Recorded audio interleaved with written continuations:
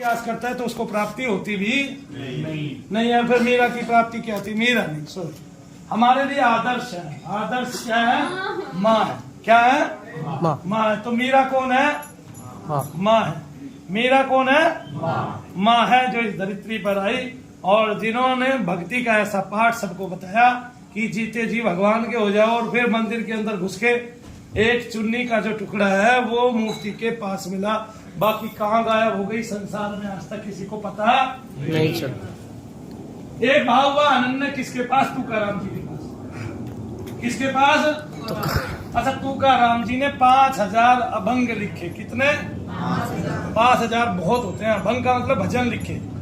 तो उनकी वाणी पे सरस्वती माता बैठी और ये ना बहुत ही निम्न वर्ग से आते थे और निम्न जाति से आते थे, लेकिन जाति का तो उसके यहाँ कोई भेदभाव नहीं। जाति तो राजनीति है। क्या है? उसके यहाँ तो जाति का कोई भेदभाव होता ही नहीं है, ना उसने कोई जाति बना के भेजी है। तो फिर भाव क्या आया? भाव ये आया अनन्य कि भगवान की भक्ति कर रहे, उसके अलावा कोई नहीं है संसार में। 2-3 विवाह भी हुए, लेकिन उनकी पत्नी बड़ी कड़वी थी, और जिसकी कड़वी पत्नी होती है ना वो भगवान को पा लेता है अच्छे से, है ना, वो भगवान का ही हो जाता है। मैंने देखा कबीर जी की पत्नी कड़वी थी, बोलो है कि नहीं? कबीर का मतलब ये है जिसकी कड़वी हो बीर। कबीर का मतलब आप समझते हैं, गुड्डू शर्मा जी, है ना? तो कबीर दास जी की पत्नी बहुत ही कड़वी थी, और जब ये कड़वी औरतों के पीछे से लात लगती है ना तो आदमी का जीवन सफल हो जाता है ना? और मैं जीवन की सफलता की वो सीढ़ियां जो ऊंचाई वाली है वो इसलिए नहीं चढ़ पा रहा हूं कि मेरी बीरबानी कड़वी नहीं, तो कड़वापन जरूरी है। तो तुकाराम जी ने जब भजन लिखे, अभंग लिखे, और एक बार क्या हुआ कि वहां के पंडितों ने मिलके क्या कर लिया? पंडितों ने मिलके कहा कि भाई ये निम्न जाति वालों का काम है कि भगवान का भजन करे। उन्हीं के हाथों से उनको मजबूर कर दिया और उन्होंने गंगा जी में क्या डाल दिया? बोरा बांध के भजनों का, और वो अपनी कापी, पुस्तक, पोथी जिसमें वो भजन लिखे हुए थे जाके माता गंगा में, इंद्राणी में बहा। बड़ा जोर पड़ा, कोई आदमी भगवान का भजन करता है और उसको भगवान के भजन से हटा दिया जाता है। उस टाइम में उनकी आंखों के आंसू कैसे होंगे? जैसे एक आदमी के 2 बेटे और दोनों ही मर जाए एक साथ, और उसका गला बार बार भरा है, और उसके लिए तो बस एक ही चीज खास थी, क्योंकि समाज उसको मिला नहीं और भगवान को लोगों ने मिलने नहीं दिया। लेकिन भगवान तो किसी के बीच, कोई भगवान के और भक्त के बीच में बाधा बनता है, भगवान तो उस बाधा का निराकरण कर देते हैं ना। रात को क्या हुआ? दिन में वो बहाए उन्होंने, और बस वो ऊंचे पर्वत पे, शिखर पे चढ़ के पत्थर से माथा पीट के बेहोश हो गए और भगवान का भजन करते रहे और उनको बहुत सारी बलाएं देते रहे, कहते रहे कि तू हमारा है ही नहीं, हो ही नहीं सकता, मैं तो जाति से ही तूने नीच पैदा कर दिया, और तुझ पर भी अगर मेरा अधिकार नहीं है तो मैं अधिकार रखूंगा किस। फिर भगवान ने क्या किया कि हम दीप जलाते तो क्या होती है?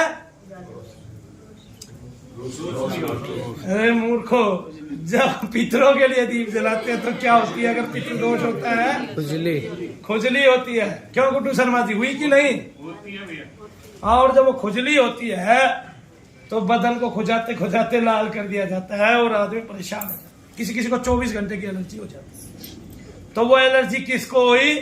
जो वो पंडित था जिसके 5000 शिष्य थे और जिसका गांव में पूरे में वर्चस्व था और जिसको संसार मिलने के लिए आता था, जिसके दर्शन दुर्लभ थे और जिसको अपने ज्ञान का अभिमान था। अब 2-3 दिन वो खुजली होती रही और बहुत भारी मात्रा में होती रही। उधर तुकाराम जी जो है ऊपर पर्वत पर पड़े रहे धूप में, भूखे प्यासे की अब तो शरीर का यही हो जाएगा। भगवान आए, भगवान ने तुकाराम को उठा लिया अपनी गोद में और बोले, तू का डरता क्यों? मैं तो तेरा था, मैं तो तेरा सदा से हूं, तेरा है ना। तुझ पे तन भी फिदा, तुझ पे मन भी फिदा, है ना। तो मन और तन दोनों ही उस पे फिदा कर दिए। तो भगवान ने भी कहा, मैं तो तेरा ही था सदा से और तेरा ही रहूंगा सदा। तुकाराम जी भजन गाते गाते किस लोक में चले गए, एक पर्वत से सबके बीच से किसी को नहीं पता चला। भक्ति की बहुत मिसालें हमारे यहाँ हैं। लाखों संत हमारे यहाँ हुए, हमने कभी उनको जाना ही नहीं, कभी पढ़ा ही नहीं। इधर पंडित के अभिमान का गलन हुआ और उसने भगवान से प्रार्थना की कि मैंने तेरी सेवा की है, मुझे ये बता दे दोष कैसे लगा है। तो पंडित जी को स्वप्न में भगवान दिखाई देते हैं और वो स्वप्न में आके बताते हैं कि तुकाराम को गुरु बना ले और जा इंद्राणी में चला जा। सारे भक्तों को लेके इंद्राणी में जाते हैं और देखते हैं कि जो गठड़ी बाही थी, जो कागज बहाया था और जो नीचे डूब गया था, वो ऊपर आया हुआ है और सूखा हुआ है। अब पंडित जी महाराज अपने आप जाते हैं, वो गठड़ी को सर पे लाते हैं और फिर पर्वत पर जाते हैं, तुकाराम जी को मनाते हैं, अपना गुरु बना लेते हैं। तो जो शूद्र था, जिसका भगवान पर अधिकार हुआ भक्ति करने के बाद, उसको गुरु बनाते हैं कौन? एक पंडित विशेष। यहां पर क्या बात आती है? मीरा माँ के गुरु कौन थे? रविदास जी। तो वो किस जाति से थे? आपको अधिकार किस पे किया? भगवान पे, है ना? सदना जाति से कसाई थे, अधिकार किस पे हुआ? भगवान। ना तो कर्म प्रधान रहा।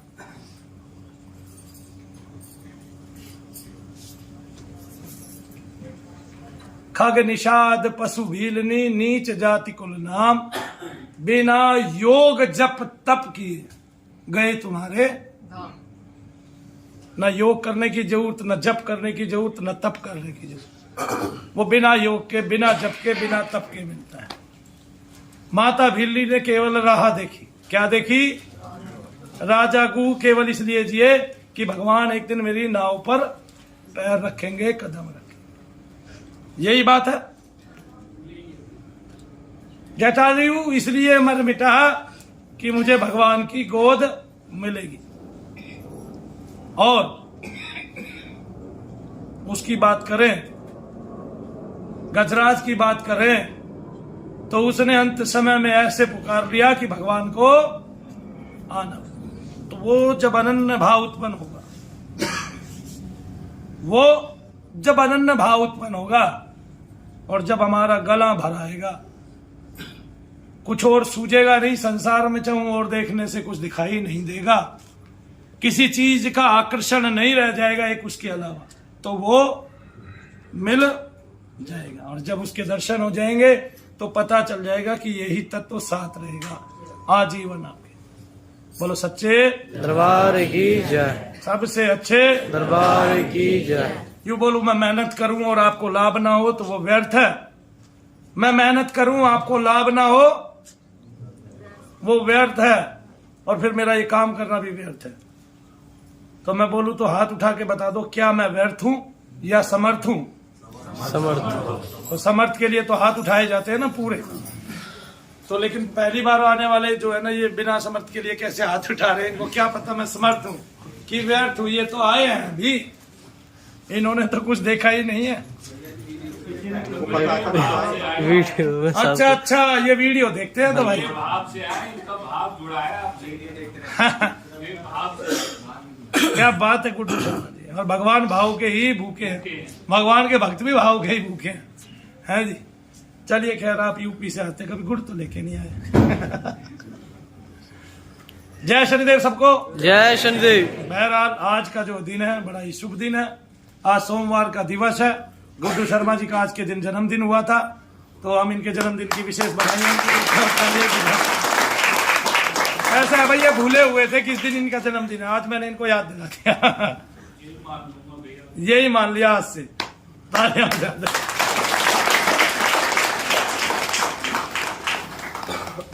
तो भगवान का भजन ही सर्वोपरि है और उस नाम जप से ही हमने इस सारी चीजों को निकलवाया है। ओम नमः शिवाय ओम का जप कीजिए जहां तक आपकी समर्थ बनती है।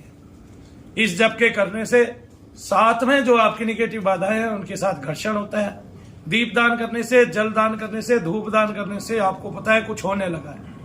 एक दीपक की दान करने से तो चाहे देश का कितने भी बड़े पद का, ओहदे का और कितना भी पढ़ा लिखा साइंटिस्ट हो, वैज्ञानिक हो, डॉक्टर हो, उसको भी खुजली हो जाएगी अगर उसके घर में पितृदोष होगा। कितनी बड़ी बात है ना। और हमने साबित करके दिखा दिया, संसार में कोई साबित करके दिखाता नहीं है। मनु भैया ने अपनी जो भी चीज थी वो साबित करके आपको दिखा दी। प्रत्येक चीज, जो वचन दिया, जो क्रिया बताई आज तक, जो कार्य किया, वो क्या करके दिखा दी? सिद्ध करके दिखा दी। और इतनी सारी क्रियाओं को सिद्ध करने वाला एक भक्ति हो सकता है। भक्त तो हो ही नहीं सकता ना, या भक्त हो सकता है? भक्ति हो सकता है। और हमारी भक्ति का ये प्रारूप है कि पिछले कुछ दिनों में हमने तकरीबन शनिदेव महाराज की इतनी पुस्तकें बांटी है कि उसकी कोई गणना और गिनती है नहीं। यानी कि पिछले 5 महीनों में यूं कहूं कि जितने में एक मकान बन जाता है उतने रुपए की हमने पुस्तकें बांट दी है। बोलो जय शनिदेव। जय शनिदेव। बोलो सच्चे दरबार की जय। सबसे अच्छे दरबार की जय। और ये पहल केवल भक्त ही कर सकता है और कोई दूसरा दुनिया में नहीं कर सकता। जिसकी भगवान में लो लगी हो, जो उसको जानता हो, जिसने उसके दर्शन प्राप्त किए। तो मैं दोनों हाथ उठाकर शनि भक्त मनु आपको ये वचन देता हूं कि अगर मैंने अपने दोनों हाथों से उसको छुआ है और मैंने अपने कानों से उसको सुना है और आंखों से देखा है, तो वो आप सबका कल्याण करें। जो भी दरबार में आप सबकी मन इच्छा पूर्ति करें। जय शनिदेव। जय शनिदेव। जय शनिदेव। जय शनिदेव। जय शनिदेव। जय शनिदेव। कहने के लिए कलेजा चाहिए, हृदय चाहिए, और फिर उसको साबित करने के लिए, है ना। अगर आपने उसको नहीं देखा है, दुनिया जप करती है, भक्ति करती है, तप करती है, लेकिन दुनिया के हाथ वो आता नहीं। आपके इरादे नेक हो, आप लोगों में चाहत भरने वाले हो, आपको सबसे बराबर का प्रेम हो, आपके अंदर द्वेष भावना ना हो, आपकी सरल प्रवृत्ति हो, और आपके अंदर जो ज्ञान है उसका आपको अहंकार ना हो, आपको अपनी भक्ति का अहंकार ना हो, और आपको किसी भी तत्व का किसी भी रूप में अग्नि तत्व आपके अंदर समाहित ना हो, तो आपका जीवन सफल है, आपका जीवन धन्य है। पूरे जीवन में हमने एक ही उपकार करना है, हमने सबने मनु भैया बनना है, हमने उनकी विधियों को जानना है, ताकि आने वाला समाज सुंदर और स्वस्थ हो। यहीं पे कलयुग है, यहीं पे सतयुग है। जिस घर में रोजाना कलह होती है वहां कलयुग है। जिस घर में महीने में 2 बार कलह होती है वहां पे द्वापर है। और जिसमें महीने में 1 बार कलह होती है वो तेरहता है। और जिसमें कलह ही नहीं होती वो सत्ययुग में जी रहा है, जहां पे प्रेम है। तो ऐसे भी घर है जहां पे कभी कलह नहीं होती, और ऐसे भी घर है जहां पे 4 लोग हैं तो वे इतनी मिठास से बात करते हैं कि दूसरा देखने वाला आनंद में भर जाता है, उमंग में भर जाता है। ऐसे मैंने कई घर देखे हैं। मैं ये नहीं कहता कि बहुत सारे घर ऐसे हैं, लेकिन कई घर मैंने देखे हैं। भगवान उनको बनाए रखे।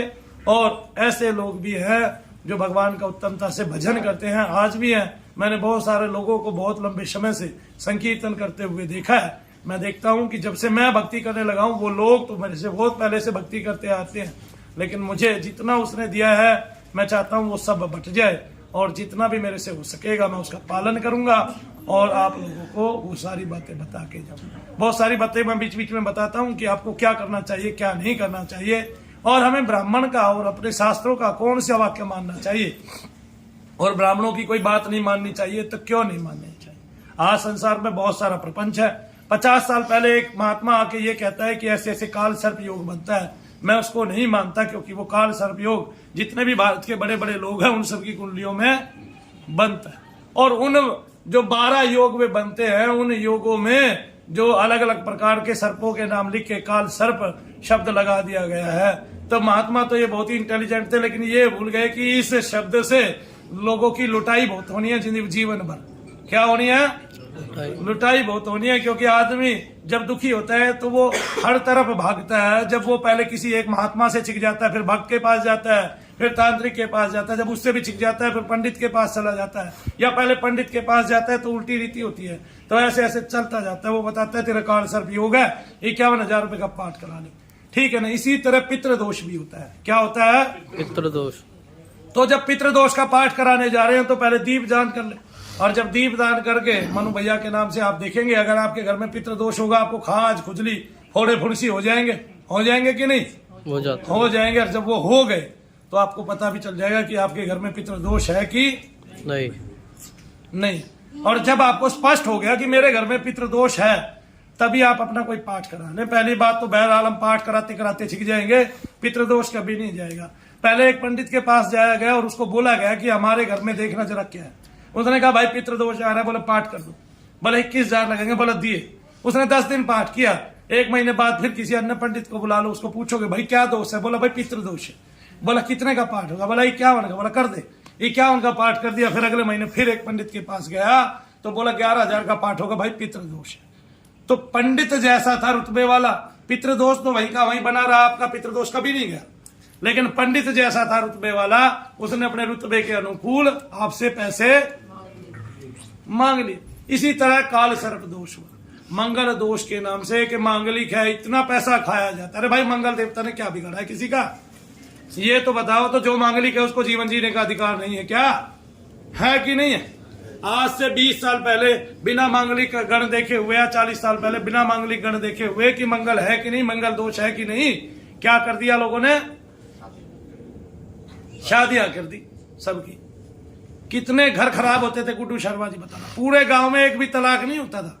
और कोई आदमी दारू वारू भी पीता था, अपनी पत्नी को 2-3 बार पीट लेता था, उसको भी समझा बुझा दिया जाता था, वो रहती वहीं के वहीं थी। लेकिन आज हर तीसरे घर में तलाक होने जा रहा है।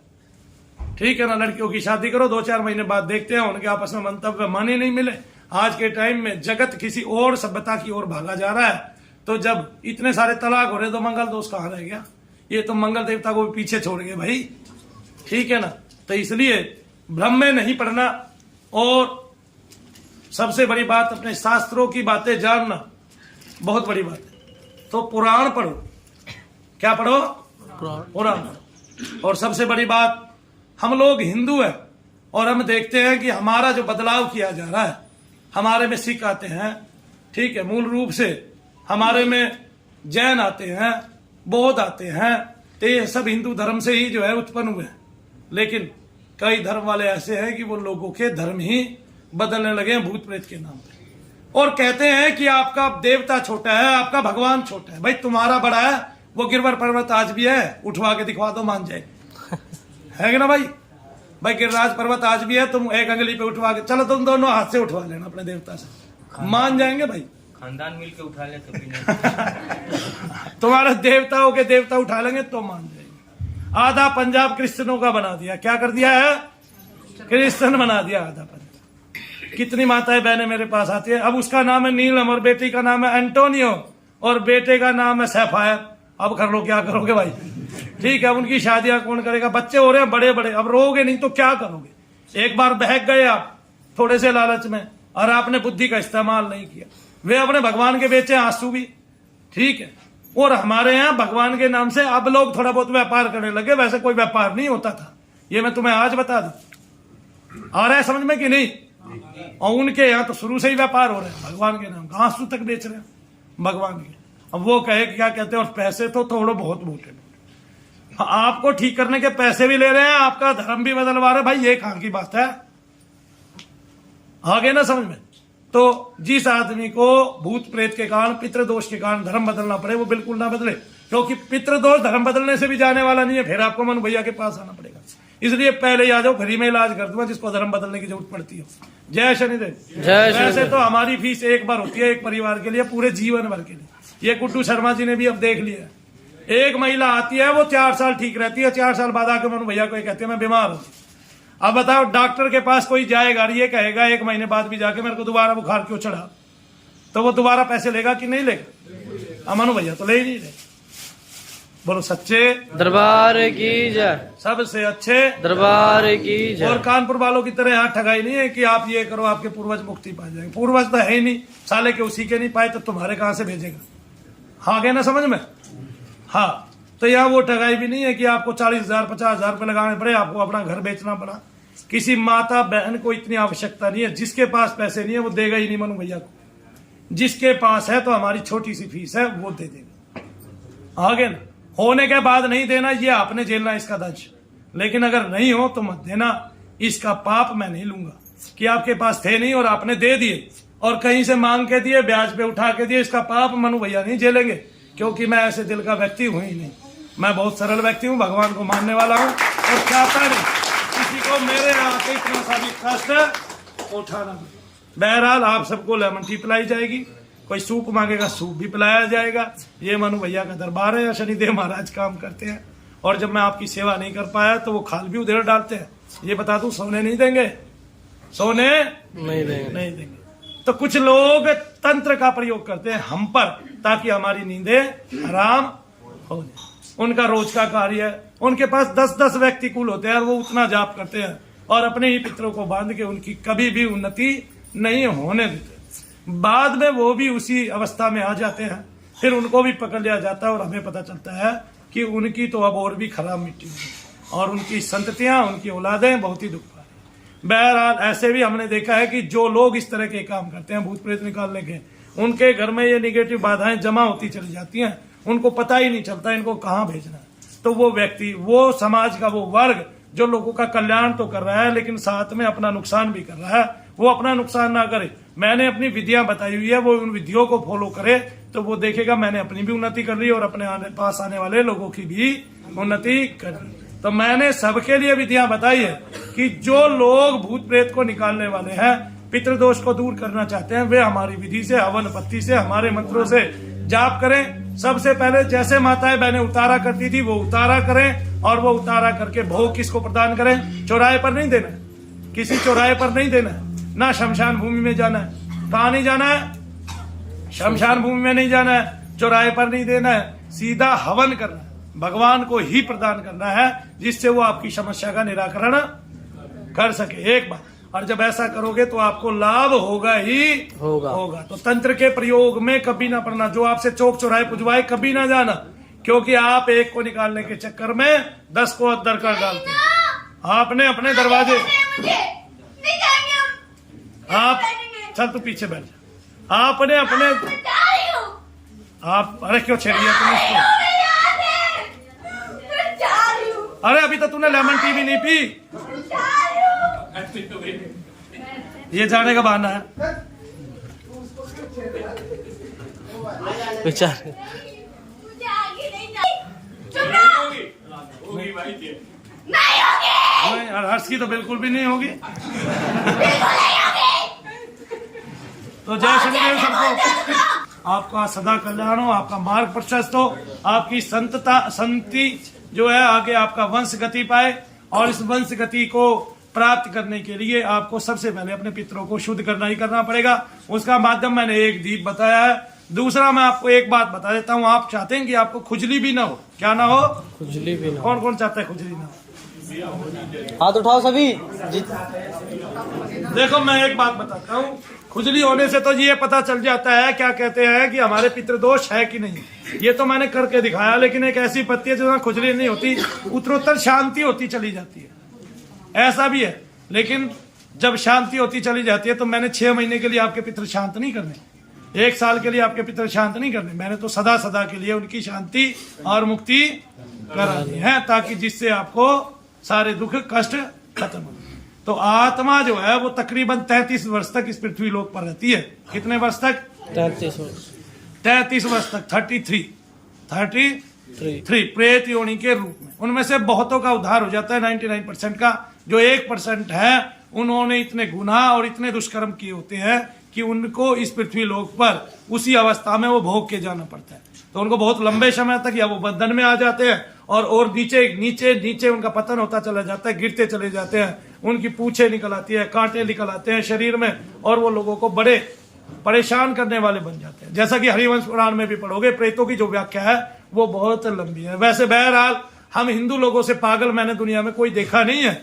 वो ये मानते हैं कि भूत प्रेत होते नहीं, और उनके सारे ग्रंथ भूत प्रेत से ही स्टार्ट होते हैं। श्रीमद् भागवत कथा भी भूत प्रेत से ही स्टार्ट होती है। हाँ, शुरुआत उसकी होती है और प्रेत के उद्धार पे उसका समापन होता है। तो इस तरह से हमें ये समझ में ही नहीं आता। हम हरिवंश पुराण पढ़ते हैं तो वहां भी भगवान का दामोदर या घंटाकर्ण नाम के प्रेत से आमना सामना होता है और भगवान श्री कृष्ण उसका उद्धार करते हैं, जिसके 7 लाखों प्रेत चला करते थे, और कुत्ते भेड़िए ये जो है मांस खाते हुए शमशानों से और उससे चला करते थे। तो उसकी ताकत, उसकी शक्ति बढ़ती जा रही थी, क्योंकि उसको वरदान मिला था कि आपको इस युग में भगवान कृष्ण के द्वारा, हमारे यहाँ वरदान पहले ही मिल जाता है हमारे पुराणों में। जो पुस्तक बाद में लिखी गई और जो पहले लिखी गई उसमें बाद का जिक्र है कि आपको उस समय पे ये देखने को मिलेगा, उस समय पे ये अवतार आएगा, ये अवतार आएगा, ये अवतार आएगा। हमारे से पुराना सनातन इतिहास कोई है नहीं, इसलिए हमारी पुस्तकें संसार में सबसे ज्यादा। जो सनातनी है उसको सबको अपना मानना ही मानना पड़ेगा, क्योंकि मूल में सब उसी में से निकले। ठीक है ना। जैसे मैं एक परिवार से निकला, मैं और मेरा ये भाई, ये थोड़ा गरम दल है, मैं थोड़ा नरम दल हूं, है तो एक ही परिवार के ना, तो फिर गरम और नरम में अंतर आ जाता है। दो भाइयों में भी गर्मी और नरमी होती है कि नहीं होती है? तो मैंने तो सबको अपना माना, फिर भी उनके भगवान बहरहाल इतने छोटे होंगे, उनके देवता इतने छोटे होंगे, जो कहने पर तो ये कहते हैं कि भाई आपको किसने बनाया? भाई हमारा तो, आपको तो सबको अल्लाह ही नहीं बनाया। और जब देखते हैं तो ये देखते हैं कि ये हिंदू है और ये मुस्लिम। सबके देवता सबके दिलों में रहते, किसके हृदय में नहीं रहते? तो भगवान कृष्ण अर्जुन को कहते हैं कि मैं सबके हृदय में रहता हूं। तो क्या वो मुसलमान और हिंदू देख के हृदय में रहता है, क्रिश्चियन देख के हृदय में नहीं रहता है? बहरहाल किसी ने अपना देवता को छोटा करना हो तो चाहे वो क्रिश्चियन हो, चाहे वो हिंदू हो, और चाहे कोई हो, ठीक है, छोटा करना हो तो कर ले। हमारा तो बड़ा था, बड़ा है और बड़ा ही रहेगा, क्योंकि हमने सब में मूल में एक ही बात जानी है कि एक ब्रह्म से एक नूर ते सब जग उपजा। तो वो नूर कौन है? वो ब्रह्म है, उसका तेज है और वो सर्वत्र व्याप्त है, सबके हृदय में वो रहने वाला है। उसी से ये सारी कायनात, जो कहते हैं ना कि अल्लाह से सारी कायनात बनी है, हमने उसको सबके हृदय में देखना है। हमारे लिए कोई हिंदू नहीं, कोई मुस्लिम नहीं, कोई सिख नहीं, कोई ईसाई नहीं, हमारे लिए सब इंसान है और सब भगवान के, है ना। जल, पृथ्वी, वायु, अग्नि, आकाश का सब में, उन तत्वों का सब में समावेश है।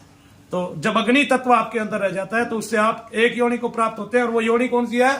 प्रेत योनि। जब अग्नि तत्व का आपके शरीर में बढ़ावा हो जाता है, जब वो समाप्ति हो जाती है तो आप देव योनि में प्रविष्ट हो जाते हैं। तो इसलिए भगवान का बारंबार ध्यान किया जाता है, क्योंकि भगवान का शांत स्वरूप स्वभाव है, और जब आप अंतर में उसको देखते हैं तो शांति प्राप्त करते हैं। मन करोड़ों वर्षों से भटक रहा है, बारंबार जन्म ले रहा है, उसको हो सकता है पिछले जन्म की याद ना हो। कुछ लोगों को पिछले जन्म की बहुत सारी बातें याद हो जाती है, और हम देखते हैं ऐसे उदाहरण हमें समाज में मिलते हैं। तो जब हम करोड़ों सपने देखते हैं, एक ही जीवन में इतने सपने देख लेते हैं, कुछ आदमी एक के बाद एक खत्म होता है, एक के बाद एक खत्म होता है, एक के बाद एक खत्म होता है, चालू होता है, खत्म होता है, चालू होता है, इतने स्वप्न हम देख लेते हैं। वो स्वप्न हमारे सारे बहुत सारे जन्मों से जुड़े हुए होते हैं। हमने यहाँ आके जो संबंध बनाए हैं वे पिछले जन्मों से भी बहुत सारे लागू होते हैं। हमारे पुराणों में ये बात लिखी है, और अक्षरश जो लिखा है वो सत्य है, एज इट इज, उसको कोई मिटाने वाला नहीं है, किसी ने आज तक मिटाया नहीं। जो हमने सूर्य की दूरी लिख दी, हमने ही कहेंगे, हम सब में वही ऋषि बसते हैं, हम सब उन्हीं ऋषियों की संतान है। हमने जो लिख दिया, हमने जो रच दिया, उतनी ही सूर्य की दूरी मिली, उतनी ही चंद्रमा की दूरी मिली, उतने ही सूर्य की किरणों में तत्व मिले, रंग मिले, है ना। और शून्य का, जीरो का जो आविष्कार किया वो किसने किया? आर्यभट्ट ने। और 9 तक की गिनती का 9 का जो पैमाना दिया वो किसने दिया? हमने दिया। हमने ही बताया हमारे देवता 33 कोटि हैं, 33 प्रकार के, उसमें वरुण कितने हैं, ठीक है, ये सब बताया हमने। तो किसी और ने बताया नहीं, बताया हमने ही बताया। 9 ग्रह हैं, पहले ही बता दिया, आज वो 9 ही पाए। आगे जो एक समान घूमते हैं और जिनसे पृथ्वी का संचालन होता है वो कितने ग्रह?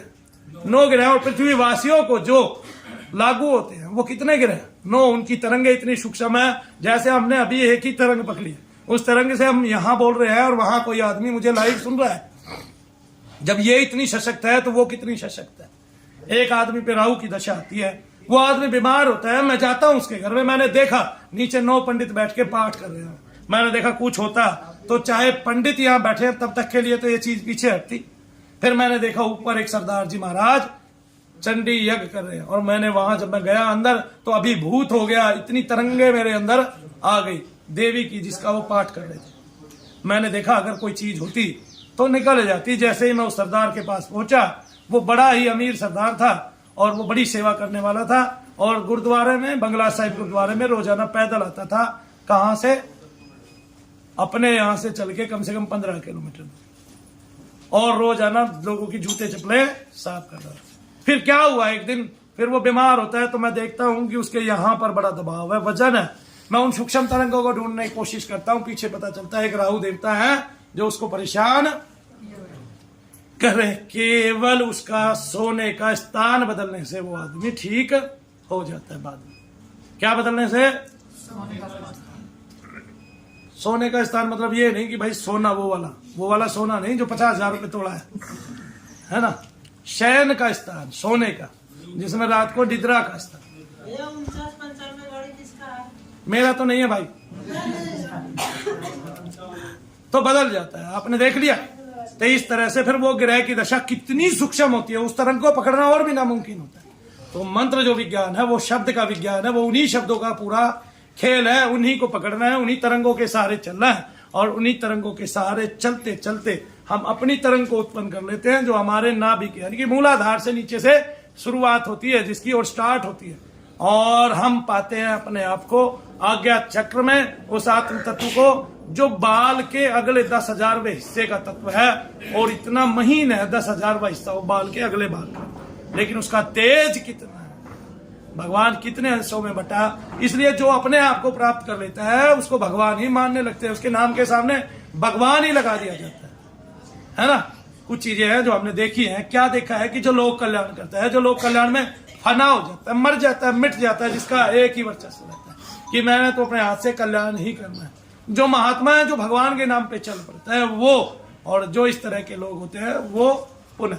और सबसे बड़ी बात, जो देश की सीमाओं की रक्षा करते हैं उनको मैं प्रणाम करता हूं, और जो शहीद होते हैं देश पे वो भक्तों के भी भक्त हैं, भक्तों के भी बाप है।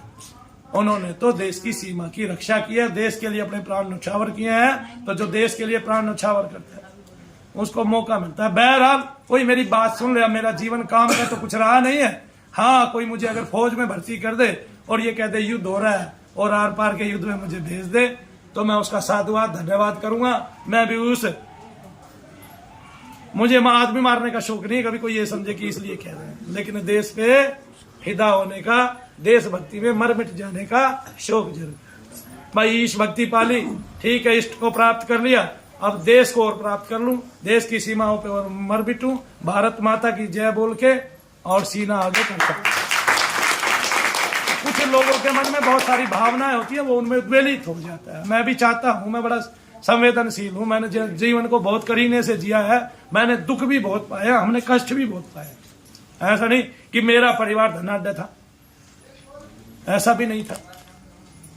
तो हमारे पास, हमारे गांव में एक बहुत ऊंचा खेड़ा था, तकरीबन जमीन से, समतल जमीन से 20 फुट ऊपर या 25 फुट ऊपर। आपको पता है ये सब गरीबी का एरिया, सब गरीबी का एरिया। वो जब उठा तो मैंने समझा कि अब लोगों के यहाँ सोना उभरेगा, सोना उपजेगा, अंदर से सोना निकलेगा। लेकिन मिट्टी के बर्तन निकले, चूड़ी के मिन्ने निकले, और हड्डियां वो पुरानी निकली कि जिनको हाथ से छुआ और उसका चूरा हो गया। कितनी बड़ी बात है। तो इसका मतलब हमारा सारा एरिया गरीब ही होता था। भारत को सोने की चिड़िया इसलिए कहा जाता है कि उसके पास इतने साहित्यिक ग्रंथ है, ऐसी ऐसी उपज है, और ये वाली साइंस है जो दुनिया की सबसे ऊंची साइंस है। यहाँ पे शब्द विज्ञान को खोल के बताया गया और कहीं नहीं बताया। यहाँ पे सूर्य विज्ञान को जितना बारीकी से बताया गया और कहीं नहीं बताया। एक महापुरुष आते हैं, उनका नाम था स्वामी विशुद्धानंद जी महाराज, और वो गंध बाबा के नाम से प्रसिद्ध थे। यानी कि पूरे एक उपवन की खुशबू आपके हाथ में भर देना और अपने एक एक चक्र को बाहर निकाल के दिखा देना आध्यात्मिक पुरुषों को या वैज्ञानिकों को, और 3 बाणों से अग्नि, जल और क्या बोलते हैं तीसरा क्या होता है, वायु उत्पन्न करके दिखा देना, ये उन्हीं का काम था। और पूरे एक कमरे की वायु को सोख के जो आदमी छिपके उनको देखना चाहता था उसका दम घोट देना, ये उन्हीं का काम था। अपने आप शान से बैठे हैं और पूरे कमरे की वायु को एकत्रित करके, है जी, अपनी मुट्ठी में रख लिया। बनाने दो भाई, अपनी मुट्ठी में रख लिया और वहां पे दम घुटने लगा। ये उन्हीं का काम था, ऐसा कोई कर नहीं सकता। ये भारत में बिरला बिरला। आज भी लोग कहते हैं पश्चिम बंगाल में ऐसा जादू होता है कि आदमी को मुर्गा बना देते, कबूतर बना देते। मूर्खता है ये। मैं ये कहता हूं पश्चिम बंगाल में ऐसे साधु हुए हैं जो 3-3 शरीर रख के घूमा करते थे, सूक्ष्म से अलग, स्थूल से अलग, लिंगिया शरीर से अलग।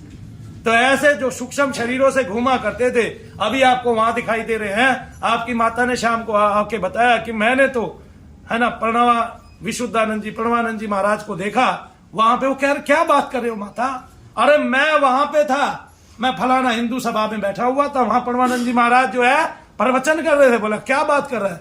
उसी समय हमारे पास थे 4 लोग गवाह, वो 4 गवाह मिलते हैं, वो वहां गवाह मिलता है। यहाँ कैची धाम के वो महापुरुष, वो सज्जन जो करौली के नाम से प्रसिद्ध है, जिनका नाम आज कोई बिगाड़ने पे लगा हुआ है, जिनके यहाँ गूगल वाले महाराज आते हैं ना, जो गूगल के सर्वश्रेष्ठ करता धरता थे, गूगल के एप्पल के, वो आते हैं। वहां क्या देखा जाता है, अमेरिका के एक चौराहे पे एक आदमी, उनका, हमारा नहीं, किनका, अमेरिका का, वो देखता है एक महात्मा साधु टाट ओढ़े यानी कि कंबल ओढ़े जो है, वो रोजाना चौराहे को पार कर जाता है। वो डरता ही नहीं किसी पब्लिक से, किसी ट्रैफिक से, और वो बोलता रह जाता है। चूंकि वो अंग्रेज है, वो ये समझता है मेरी भाषा नहीं समझता। फिर एक दिन वो अपने एक भारतीय मित्र के यहाँ जाता है और वहां देखते हैं सामने एक बाबा की तस्वीर लगी है। वो ये कहता है ये कौन है? बोला ये हमारे गुरु जी है। बोले समझाते क्यों नहीं? रोजाना चौराहा लग जाते हैं मेरा। बोला अरे समझाए तो जब वो हो, वो तो अपना चोला त्याग चुके हैं। और वो अंग्रेज वहीं पे घुटनों के बल गिर पड़ता है और हाथ जोड़ के प्रार्थना करता है कि ये कौन सी महिमा है जहां पे एक व्यक्ति शरीर को छोड़ जाता है और बाद में वो व्यक्ति या वो महापुरुष या वो महात्मा भारत का कहां पे जाके मिलता है, रोजाना सबको प्राप्त होता है। कितनी बड़ी बात है। ये कैची धाम के महात्मा कंबल वाले बाबा, याद है ना किसी को कंबल वाले बाबा? और गूगल वाले वहां आते हैं, एप्पल वाले सॉरी, वहां आते हैं। बहुत बड़ी बात है। और भारत के संतों की कितनी बड़ी परंपरा है कि हमारे ये जानने में आया कि इतना बड़ा कार्य हुआ और इतना बड़ा। खैर बहरहाल सज्जन वृंद से भी मिला जाएगा। आप सब लोगों से मेरी हाथ जोड़ के प्रार्थना है, ऐसे ही साइलेंस रखें। आप सब पर कृपा हो, शनिदेव महाराज की करुणा हो। जय शनिदेव, जय शनिदेव। बोलो सच्चे दरबार की, शनिदेव महाराज की।